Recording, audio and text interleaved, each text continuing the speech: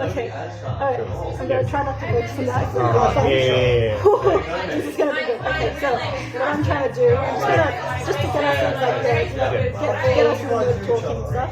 What I've been trying to do is figure out how to get an anti-speciesist outreach kind of cue going on. So what we have, right, instead of just like footage of happiness, this whole point isn't about the pain. It's not about how horrible is it what they're going through. It's kind of like the slavery back in the day when they were advocating against, slavery, right? There were people that were trying to be against just stopping the harm, right? But when we look back, we're like, no, that's not the right approach. It should be anti-racism, like just stopping the way we view them. That's what we focus on, because we change the way that you see someone, like say some different ways, then you can't justify any form of harm towards them whatsoever, right? And that's the focus of an anti-speciesist movement. Okay. So instead of like pain, we don't even use like much. We don't even show that much, right? It's much about like linking other forms of oppression in the past with the oppression that's happening with animals. And what we have on the screen is forms of oppression in the past, which is the Holocaust, slavery, Aboriginal slavery. You would show footage of that as well. Yeah, okay, that's interesting. And sexism, right? So the women's rights movement, showing, and also like humanism. So humanism is like when you're giving another human different things they're born into, and as a result of all forms of innocence. So even appearances and like distances. So this is just lumping all of them together, and then you're also showing, most importantly, what's happening to animals. So this is species. Right? And when you have this all playing, right, on the TV screen, then people will start going, well, there's a link. There's a link, right? And this is important because, for example, the reason why people came over and killed Aboriginals, a big reason is because the animals, they look like, that's right. The same thing. That is why the word monkey is very offensive to somebody who's African American because of the comparison. Yes, that's like one. Like this is what gets people really hits with people. Right? So this is the stuff that I've been working on. Right. And so what I do is when I talk to people, when I go up to them and they go, and I'm like, okay, how does you're gonna ask me, what's going on? What is this? And then I'll ask them, okay, so are you familiar with what resonates? Get them to connect with things that resonate, because that's what you resonate. So is there, I'm gonna ask you, so is this a form of oppression that you think about, like internally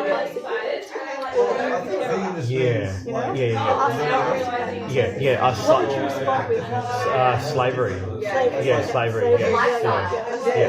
So, and then I start asking them, okay, so what is it about slavery, right? Why is something that you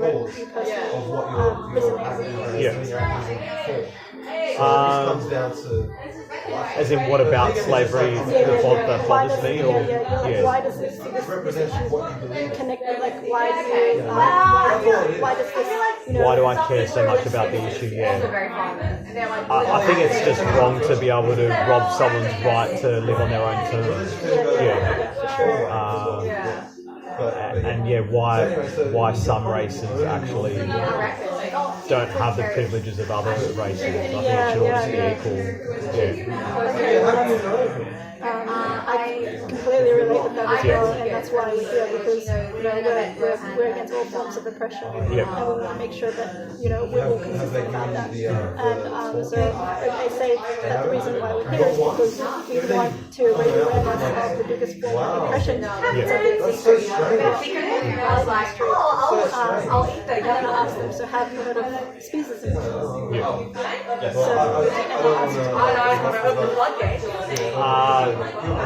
I guess it's when one or more species is favoured more than others. So basically, right, it's, to put it simply, it's when you value a human, if you see a human as more valuable than another species. And then I'll ask them, so are you a before that, I was saying, so the consequence of being a speciesist is by default, if you're a speciesist, then you support other forms of discrimination as well. You also think it's okay to justify sexism, racism, everything else. Right? And that's the consequence.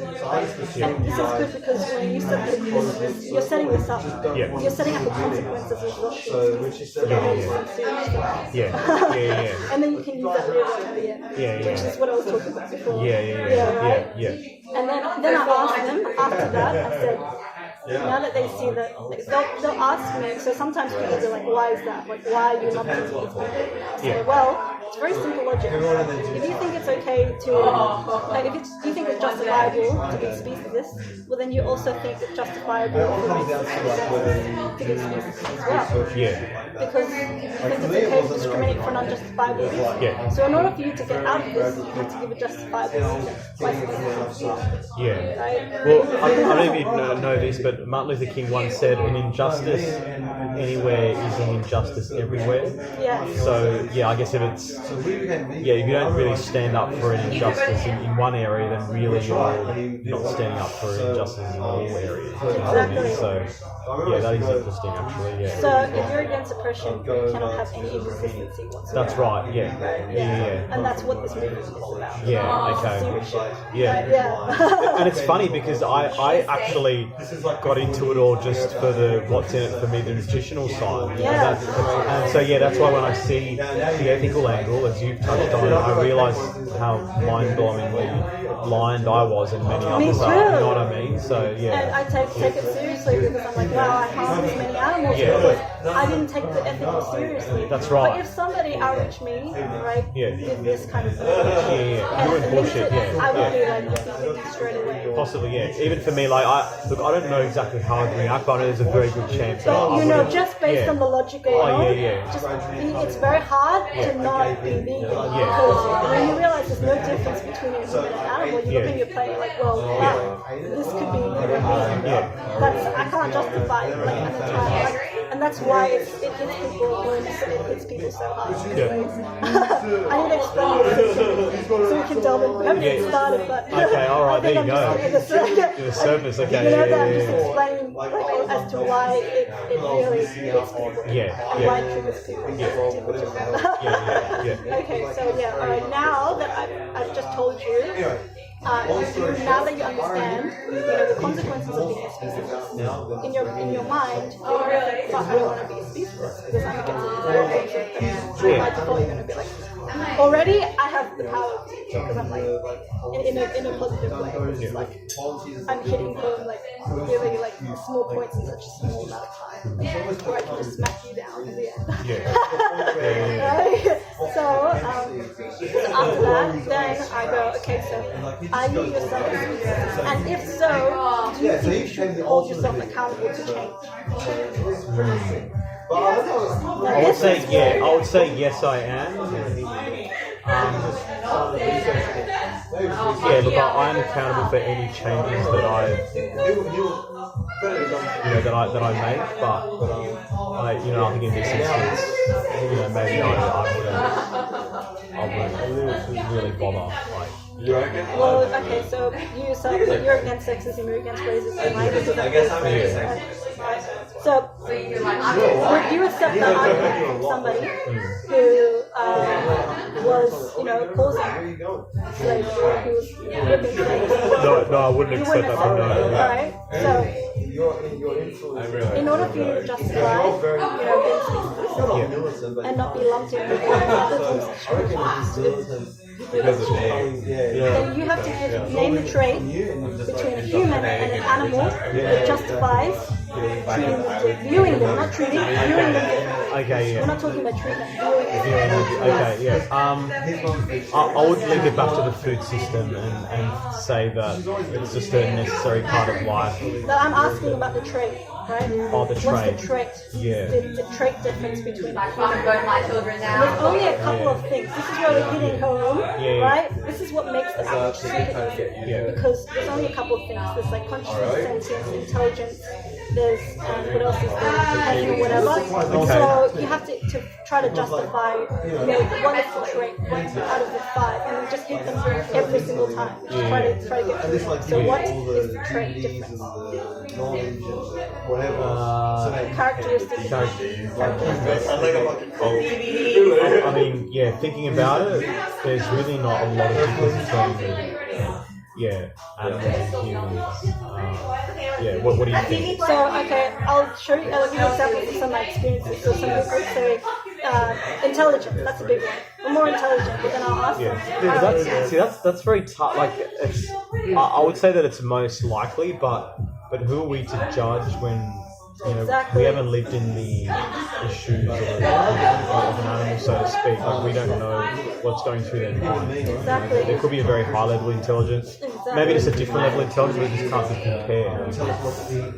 And this is how I hit it. Like, I shut down the arguments very quickly. Yeah. All I need to do is go, alright, so if me and you did an IQ test, and I found out I was more intelligent than you, does that make my life more valuable than yours? That's a good point. I would say not. Yeah. And then you hit home the others, right? Pain. There are humans out there that actually do not feel pain. So does that mean it's justifiable to feel? Another one, consciousness. So if me and you did a test on consciousness, my consciousness was higher, does that mean my life is more valuable than yours?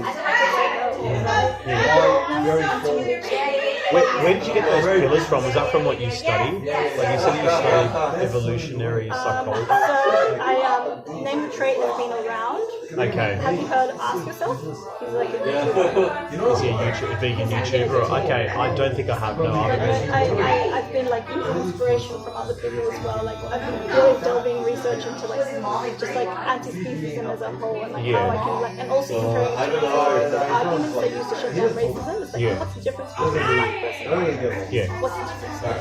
How is it so? It's like, well, does their kids where they live? The same thing with people that say, oh, look at the IQ test. The African Americans have lower IQ than white people. Like, okay, well, does that mean that's justifiable? Yeah. Right? It's the same thing. This is why it's interlinked. Women as well, sexism. It's a very simple it's very simple because you're just using the same arguments that people have used to justify racism and things like that. You shut it down the same way. Yeah. So that's what I do, and that's what's happening, right?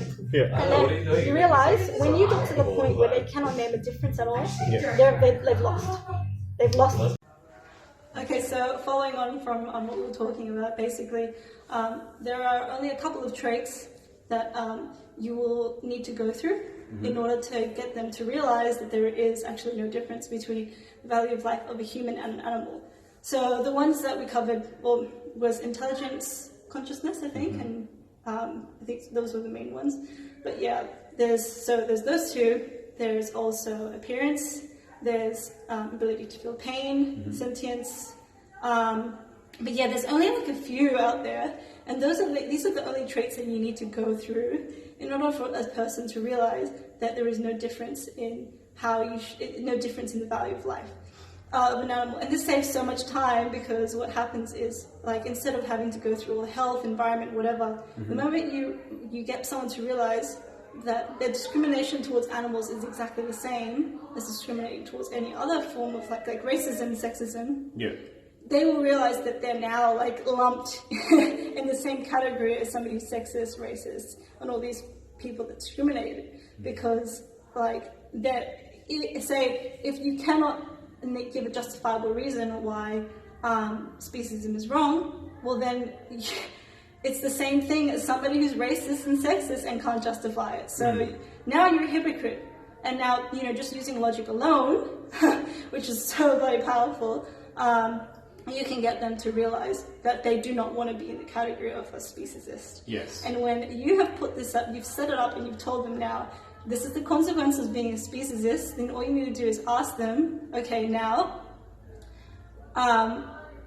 do you think you should hold yourself accountable? Now, are you a speciesist yourself, and do you think you should hold yourself accountable to change? Now this is really good, because if you've got them realizing that they're now like a bigot if they're a speciesist. They will have to say, yes, I should change. So you're forcing them, not forcing them, like you're putting them in a good position where they're like now, they have to, they're more conscious that they have to now not be speciesist. Yeah. This opens up a very intellectually honest conversation, and that's what you want. You don't want them to be on the defense. You want them to be like, I want to be on the good side in this conversation. And this is very powerful. Yeah. And you should. That's why I always recommend starting it off like this. And it saves so much time instead of having to talk about the environment or whatnot. Because ethics is the most powerful argument out there. It's a core value or fundamental of veganism, that's for sure. And beforehand, we were talking about how, like, you know, how much we regret, like, when we went vegan, taking the baby steps approach, because we took lives to get there. But if this approach, right, if we take this approach and start talking about it with this, they'll be able to, what will happen is they'll be like, wow, I can't name a difference. They'll go look at their plate and go, shit, like, this could be me. This animal's no different, the value of life is no different to me like an animal. So if I eat this animal, I'm doing something, I'm making a statement that's very, very bad. I'm basically saying that I deserve to be treated this way as well, which will hit people, which is what makes overnight vegans. And yeah, you may not have seen this yet, but the logic alone is very strong, and I think anyone can understand that listening to this. So yeah. Alright, cool. So now that we've covered name the trait, and the person that we've talked to has realized, holy shit, there's no difference between the value of life. It's going to hit them hard, and this is where you want them to be. You want them to be in a position where they're trapped. They're like, okay, now, you know, I don't want to be on the wrong side. I want to be on the right side. And this is so important because now it leads to an intellectually honest conversation where they're on your side.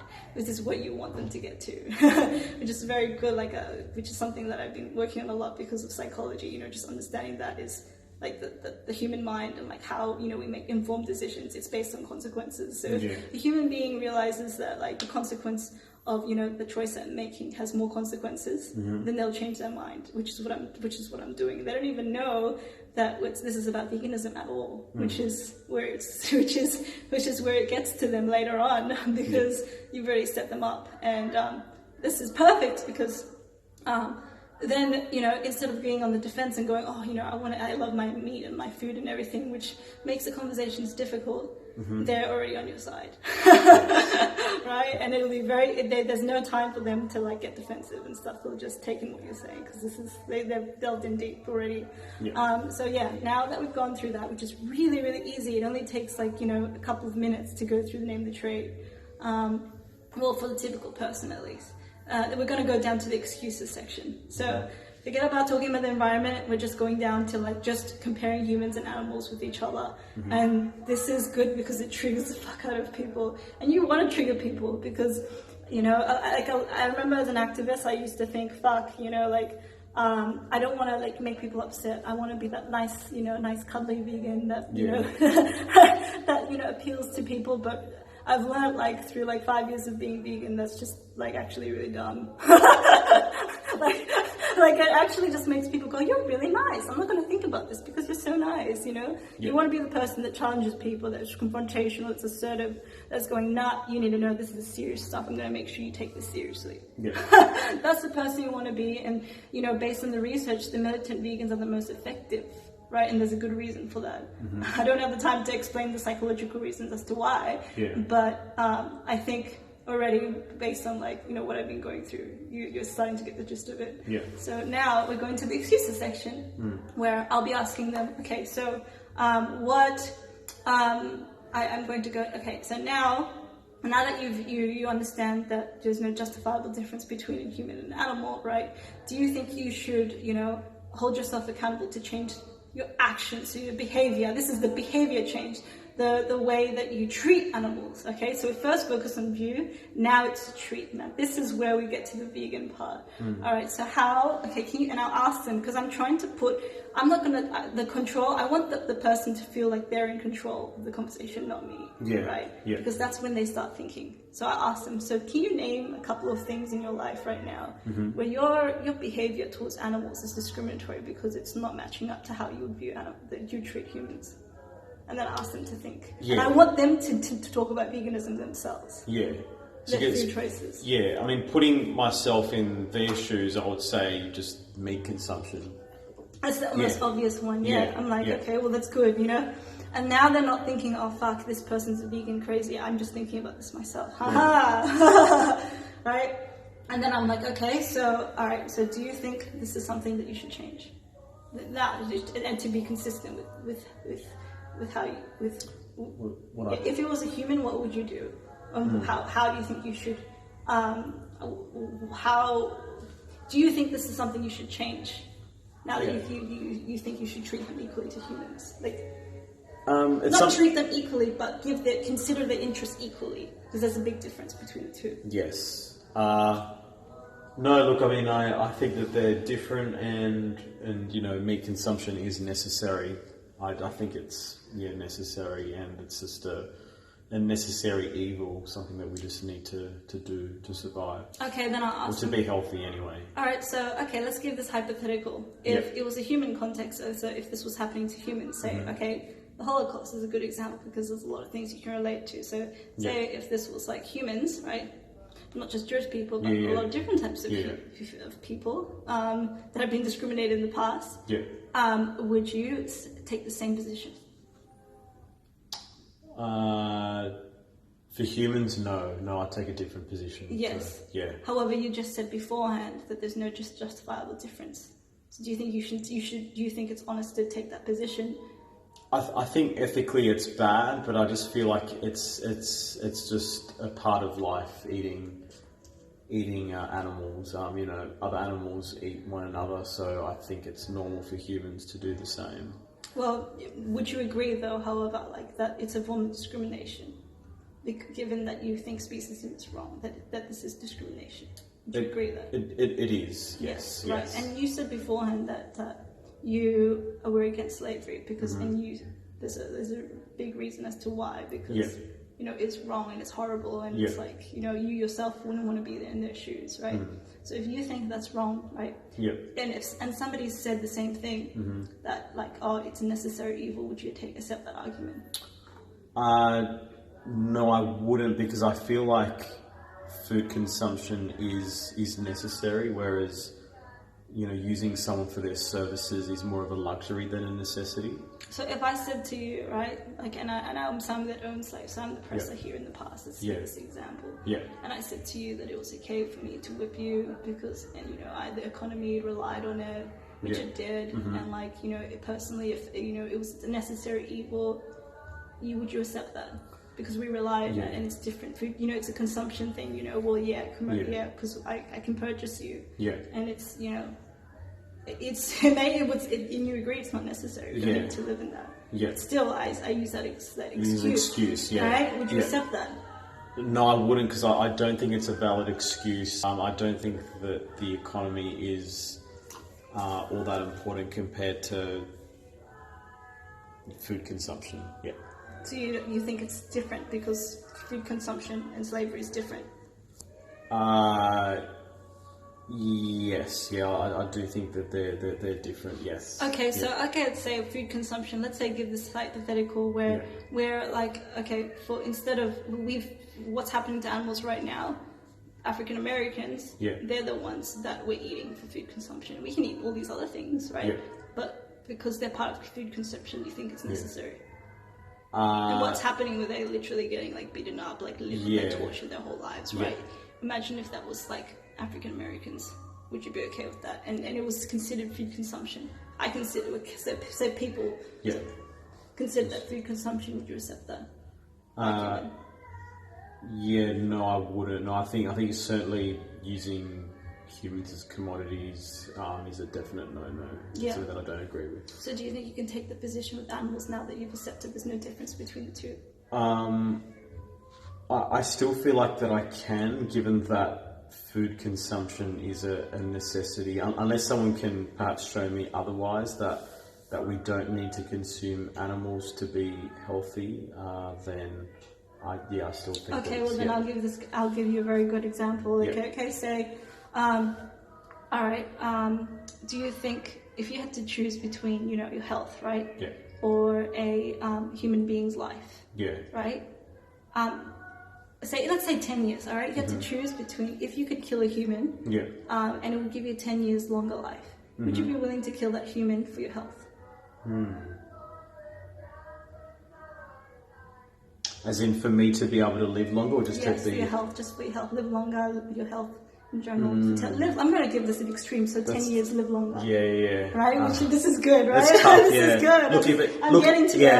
Look, if it was you, then no. But I think someone else, maybe I would, consider being selfish and valuing, my life. So you're okay with making this the norm in the world? So this is your statement you're making to everyone.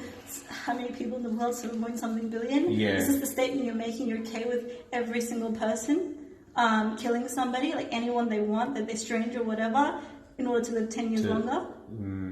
Would you be okay with that? No, come to think about it, no. Exactly, right? Yeah. So do you really think, can you use health as an argument to justify killing one animal?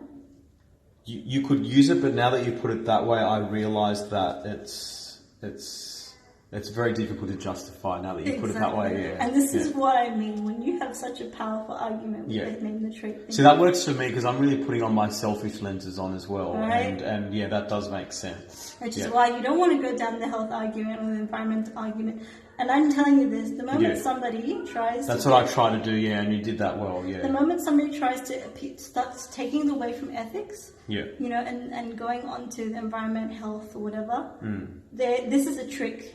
And this is part of like what humans do when they get uncomfortable, right? Don't fall for this shit, right? They want to start talking about something that's more comfortable for them. And this is a way of like getting you to submit instead of you dominate the conversation. Yeah. So don't let them to ever submit. Dominate the conversation so you can make sure that you hold their moral conscience accountable to make fucking change. Yeah. So what you do is you never ever let them, the moment they talk about health, you bring it back to ethics and you use this. You go, okay, well, fine.